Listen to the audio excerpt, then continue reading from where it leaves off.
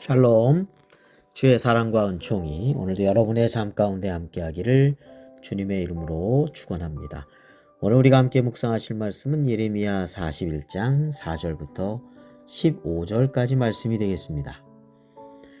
왕족 이스마엘이 그다랴 총독을 암살하고 그와 함께 있던 유다 사람은 물론 갈대아, 바벨론이죠.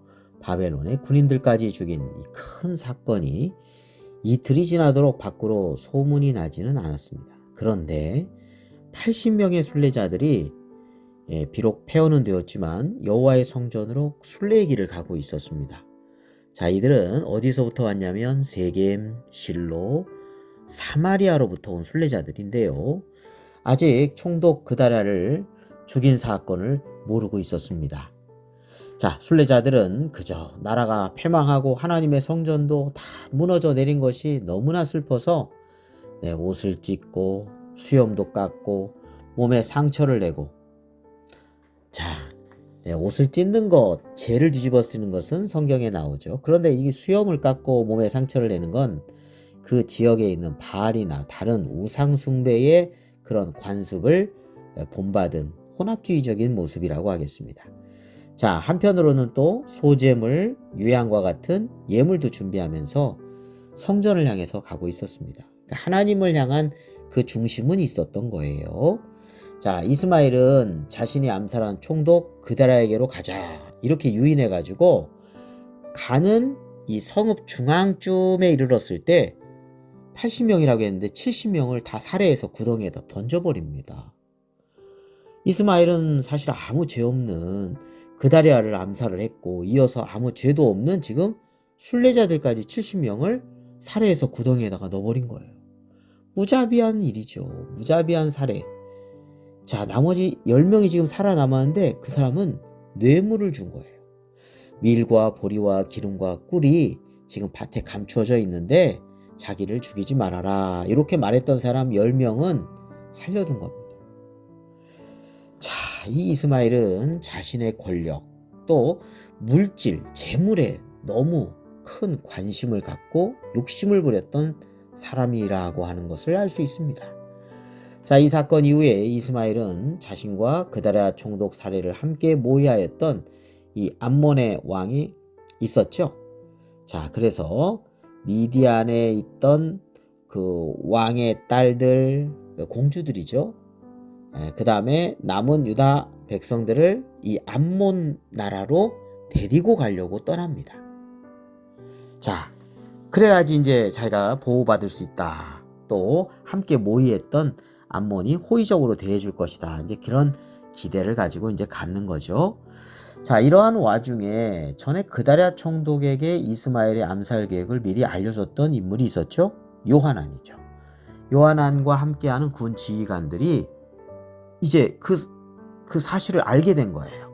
이스마엘이 행한 이 순례자들을 살해했던 그 악행을 또 듣게 된 거예요. 그래가지고 이 이스마엘 일행과 이 기브온 큰 물가에서 만나게 됩니다. 조우하게 된 거예요. 자, 이를 본 이스마엘에게 사로잡혀 모압으로 끌려가던 백성들이 있었지 않습니까? 이스마엘에게 이제 강제로 끌려간 거죠. 아마 굉장히 두려웠을 거예요. 언제 자신들을 죽이지 않을까? 근데 요하난을 보자 이제 기뻐하는 것이죠. 그리고 그들에게 가가지고 요하난 일행을 따라가게 되었습니다. 그게 살 길이라고 생각하고 안심을 얻을 수 있는 길이다 생각한 거죠. 그리고 이스마엘은 자신과 함께하는 8명과 함께 이제 암몬으로 가게 되었다. 오늘 본문 말씀이 그렇지 않습니까?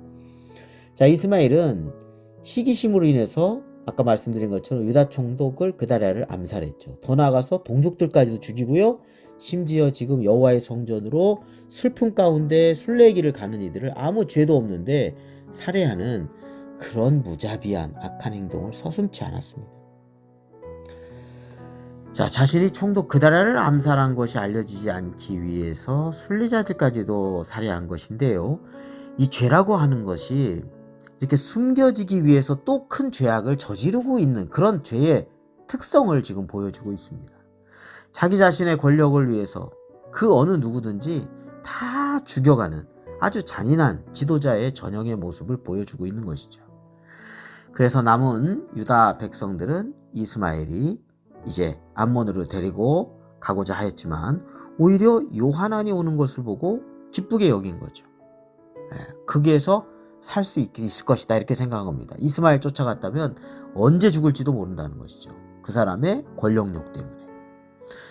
이스마엘은 멸망당하고만 동족 유다 백성들을 외면하고 오직 자신의 권력만을 생각하고 그다랴 총독 암살 사실을 숨기고자 70명의 순례자도 죽이고 또 다른 그런 죄악된 그런 모습들을 또 저지를지 모르는 사람이라는 것을 알 수 있습니다.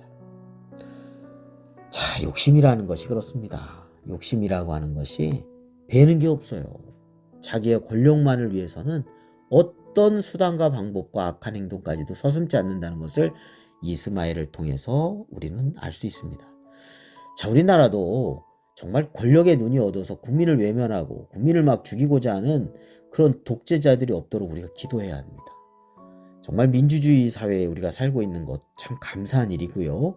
국민의 뜻을 정말 잘 받들어서 올바른 정의로운 사회를 구현하기 위해서 힘쓰는 그런 지도자들이 있기를 위해서 우리는 기도해야 됩니다. 자, 우리 믿는 이들은 모든 권력은 하나님이 주시는 거거든요. 다시 말하면 권력자들은 하나님을 경외해야 됩니다. 그래서 하나님의 선한 뜻을 이루어가는 그런 지도자들을 우리가 세워나가야 한다는 것입니다. 국민을 무시하고 국민을 죽이고자 하는 그런 독재자들이 생기지 않도록 우리가 함께 기도해야 하겠습니다. 이스마엘은 훌륭한 지도자 그다랴 총독을 죽이고 또 유대 동족까지도 죽이고 얼마든지 더 죽일 수 있는 권력의 욕심에 완전히 눈이 어두워져 가고 그래서 동족들은 죽어가고 방황하고 너무나 안타까운 이야기가 오늘 본문의 내용이라고 하겠습니다. 여러분, 우리 안에 더러운 욕심, 악한 욕심이 자리하지 못하게 우리 매일매일 하나님의 말씀의 거울로 우리의 영혼을 비춰봐야 되겠습니다. 그리고 그러한 욕심이 있을 때 또 매일매일 회개하는 삶을 잊지 않아야 하겠습니다.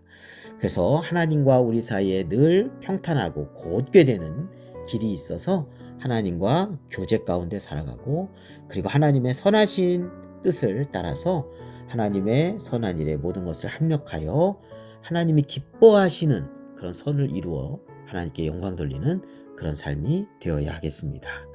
기도드리겠습니다. 거룩하고 자비로우신 하나님 아버지, 저희들이 나의 욕심에 눈이 멀어서 죄인 줄 모르고 마구잡이로 내 욕심만 채우고자 죄악된 삶을 살아가는 일이 없도록 인도하여 주옵소서. 주님의 말씀이 우리의 삶의 등불과 길잡이가 되어서 그 길로 순종하며 따라가게 하여 주옵소서. 무엇보다도 하나님을 경외하기에 악에서 떠나고 악을 멀리하고 진리와 선을 사랑하는 올바른 믿음의 길로 인도하여 주옵소서. 예수 그리스도의 이름으로 기도드립니다.